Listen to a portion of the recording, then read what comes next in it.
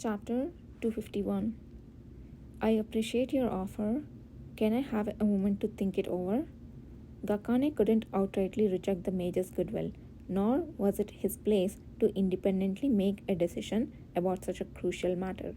He slightly bowed his head, his face displaying polite consideration. Kishir gave a small nod, seemingly applauding his judiciousness. Yes, of course.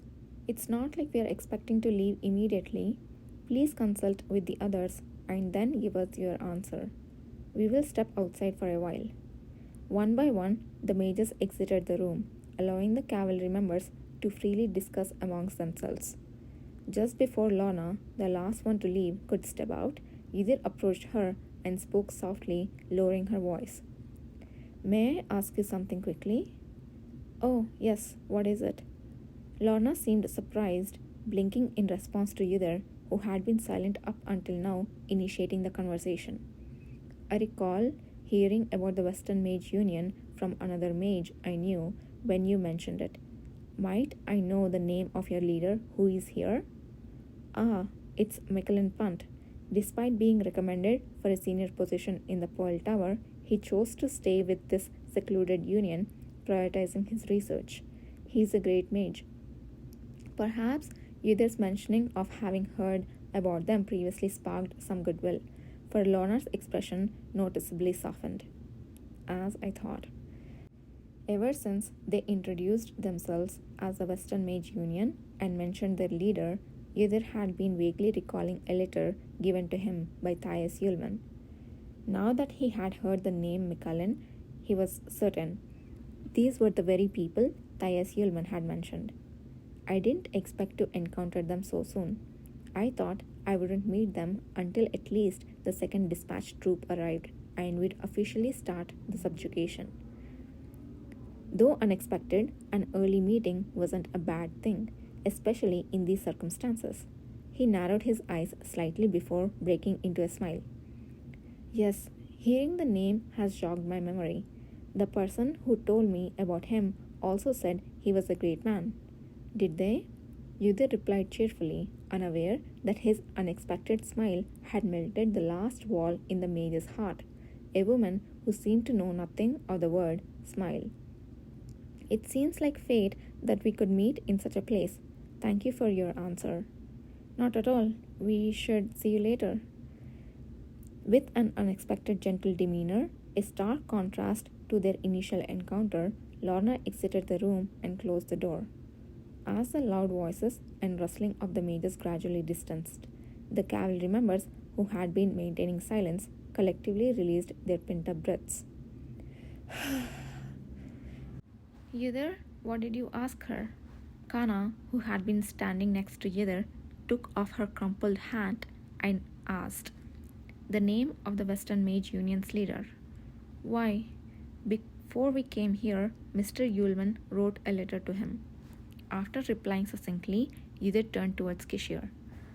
Commander, what do you think about their proposal just now? Considering the Pelita Knights and Ajay's attendants who were following at a distance, the prospect of joining with the mages could be troublesome. However, it was also true that their familiarity with the geography would likely ensure Ajay's safety during their journey. Regardless of the decision, Yudir planned to meet Michelin Punt and delivered the letter given by Thais Yulman. Whether this would occur before or after Ajay's departure depended on Kishir's decision, so he asked. However, Kishir, as usual, did not answer straight away. He silently gazed at him. Despite his eyes being obscured by the cloth that hung down to his nose, the sensation of his gaze was surprisingly clear. Commander? Upon calling him again, Kishir finally turned his head slightly towards the other members. Well, it seems both options have their merits. Any opinions? I will follow the commander's opinion. Me too. All members except Yudir and Priest Lusan said they would follow Kishir's words. Even Prince Ajay, after a moment's silence and consideration, answered, I think it would be alright to go with the mages. To meet those who entered the Great Serene Forest to accompany me, We must travel the trade route inside the forest leading to Hisnel. It seems to me aiming for safety at least until the halfway point would make things much comfortable for everyone. I see. Then, Yudhir, what's your opinion? Turning back towards Yudhir, Kishir appeared calm and relaxed as usual. Comforted, Yudhir voiced the argument he had wanted to make since earlier. I believe it would certainly be advantageous for us to accompany the mages. Certainty, not an opinion? Why? Because of this letter. Yudhir took out the letter given by Thais Yulman from his pocket and briefly showed it. It's a letter of introduction given by Yulman out of worry for our first external mission as a cavalry. He wrote it to Mikulin Pant, the leader of the Western Mage Union, who is said to be here. They have been acquainted for some time. Their team, being the first dispatched group, had to join the second team as soon as they completed escorting Prince Ajayan. To carry out the subsequent mission successfully, a cooperative relationship with the established powers in the West was essential. Building a relationship with the Western Mage Union would be a good start. I see. The sooner we build a bridge of cooperation for the future, the better. Kishir's voice lightened, as if he immediately grasped Yudhir's intention. All right, let's do that. And as soon as we step out, we need to make sure they understand that we are the cavalry. How should we address Commander and the Prince? At Yudhir's question, Kishir paused in thought. For the sake of mission security, it's better to keep both identities secret. Once we disclose we are the cavalry, Kana Wand and Yudhir Ale will take on the role of the representative. Understood. Gakane, finally released from his representative role, seemed relieved and his complexion brightened. In contrast, Kana seemed to feel the pressure, tightly closing her lips, but she knew this was one of the things she had to get used to as the deputy commander. They had made their decision and stepped out of the room. The clamorous voices of the mages resounded from the area they had initially entered, filtering through. So that's what Master Mikulin said. We should leave a few people here to monitor and report as soon as that cavalry or whatever they are comes here, serving as caregivers in rotation. No matter how many times I think about it, I really don't understand. How can the Awakeners have nothing to prey on but what others have been working on for years? Do they even know what it is? Suddenly, as if by agreement, the entire party came to a halt. Questions and confusion lingered in the eyes meeting each other. What is this all about? A moment later, Hin Eldor murmured with a chill. Did I hear wrong? Something about cavalry? It doesn't seem like we misheard. I heard it too. After Gakane responded, silence once again shrouded the group. Yudhir noticed Kishir's lips, hidden under his hat, curled upwards in a discernible smirk. We should probably find out what's going on before revealing our identities. They entered the place where the mages were. Seeing the faces of the welcome guests, the mages greeted them with bright faces. Have you made a decision? Yes, but just before we came in, it seemed like you were in the middle of an unusual conversation. As Yudhir trailed off and looked at the mages, they all stiffened, looking startled. Oh, you heard that? Don't worry too much about it. It's a story that has nothing to do with you. It's about some very nasty people who are targeting us. Yes, because it's related to what we are studying. Sorry, but it seems like those very nasty people are us standing right in front of you. Yudhir swallowed a response he couldn't give and slowly asked again. I'm sorry, but I don't understand how it's related to your research subject. What does your research subject have to do with the Awakener group, the cavalry? Huh? You know about the cavalry as well? Ah, it makes sense. They have been quite notorious recently. That's the thing. How should I say it? Is it a problem of appropriateness? No, that's not it.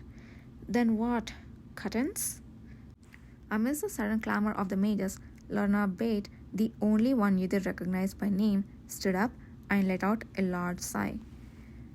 That has a lot to do with why our leader came here, as I mentioned earlier. I didn't mention it because I thought it wouldn't be related to the current situation in the Great Serene Forest. Unaware of their true identities standing in front of her, she proceeded to explain briefly. The incident in which Baron Wilhelm refused the assistance of the Western Mage Union and announced that he would cooperate with the newly requested cavalry, credible rumors that the cavalry showed great interest in the research subjects of the mages located in the Great Serene Forest, and the incident where the leader Mechalin, who had devoted his life to research for many years, rushed to Great Serene Forest in rage like a wildfire. As this all unfolded rapidly, the members of the cavalry couldn't keep their mouths shut. So, our leader currently refuses to leave Great Serene Forest and has instructed us to instead track and collect information about the cavalry on their behalf. Of course, it's not me, but a few colleagues who will stay here who should do it. I see. It was too absurd to comprehend what response would be appropriate. Yudhir pondered if anything similar had happened in his past life and concluded that it might have been possible. If the tension between Baron Wilhelm and the Western Mage Union still existed much later than the present time, such a scenario could have occurred. It's strange how their attitudes changed when the cavalry was mentioned, and it's led to this. Have you considered that those rumors might be false? It could be, but without cavalry clarifying it personally, do we have to think so positively about them from the start? We have also done our fair share of investigations, and it's true that the Tain household requested their assistance. Lorna replied with a crinkle of her nose. So, they know we have been asked to help, but it seems they are not aware we decided to operate independently after rejecting it. The misunderstanding was serious. Yudhir felt an urgent need to rectify the situation before it became irreversible. So he threw another question. Even so, how would the cavalry know about and be interested in what the Western Mage Union is researching? Baron Wilhelm and the Tain family must have told them. They are aware of the Magic Spring ruins, after all.